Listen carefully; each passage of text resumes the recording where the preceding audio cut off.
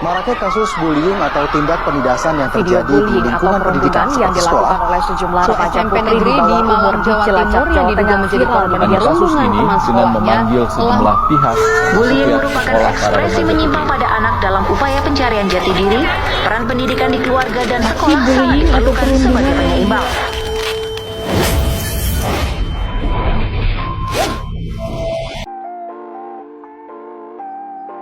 Assalamualaikum warahmatullahi wabarakatuh. Kami dari kelompok 6 akan menampilkan video tentang metode studi kasus penelitian tentang bullying pada remaja yang beranggotakan saya Rizky Aprena, saya Fauzana, saya Taufik Kedavi, saya Anita, dan saya Aliza. Selamat menyaksikan. Baiklah, assalamualaikum warahmatullahi wabarakatuh. Di sini saya akan menjelaskan mengenai studi kasus. Apa sih itu studi kasus? Studi kasus dapat diartikan sebagai proses penyelidikan atau pemeriksaan secara mendalam, terperinci dan detail pada suatu peristiwa tertentu atau khusus yang terjadi. Kata kasus sendiri dapat diartikan sebagai individu, kelompok, peristiwa, fenomena, perilaku, dan banyak lainnya. Isi dari studi kasus sendiri adalah tema atau topik yang akan diteliti oleh peneliti. Yang selanjutnya ada referensi yang jelas, ada kerangka penelitian, data dan laporan yang jelas.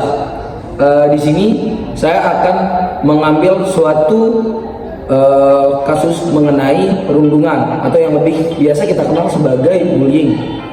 Mengapa saya mengambil kasus tersebut bersama dengan kelompok saya?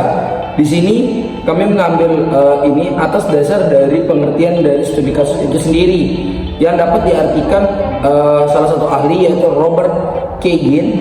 Pengertiannya, studi kasus adalah proses pencairan pengetahuan guna menyelidiki dan memeriksa fenomena yang terjadi dalam kehidupan nyata. Studi kasus sendiri bisa digunakan saat fenomena dan kehidupan nyata memiliki batas yang sama atau tidak jelas.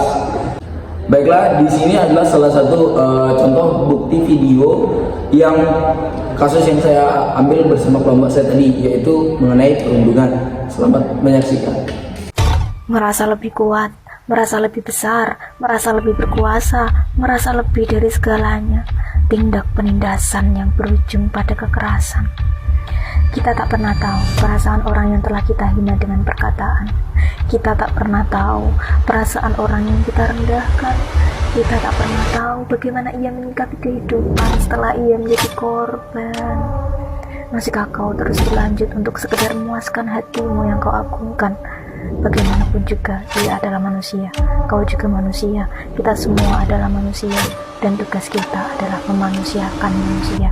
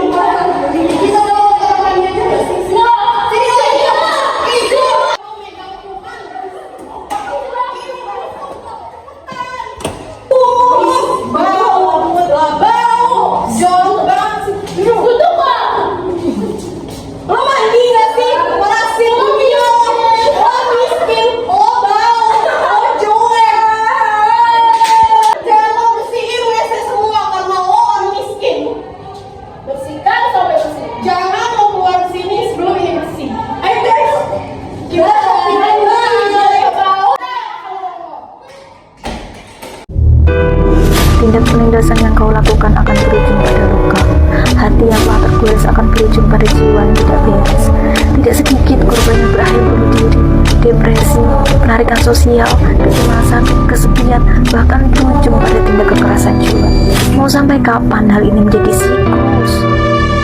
Baiklah, itu mungkin video yang telah kalian saksikan. Berdasarkan apa yang telah kalian saksikan, dapat diartikan bahwasannya kasus bullying atau perundungan dapat sangat berbahaya bagi sekitar.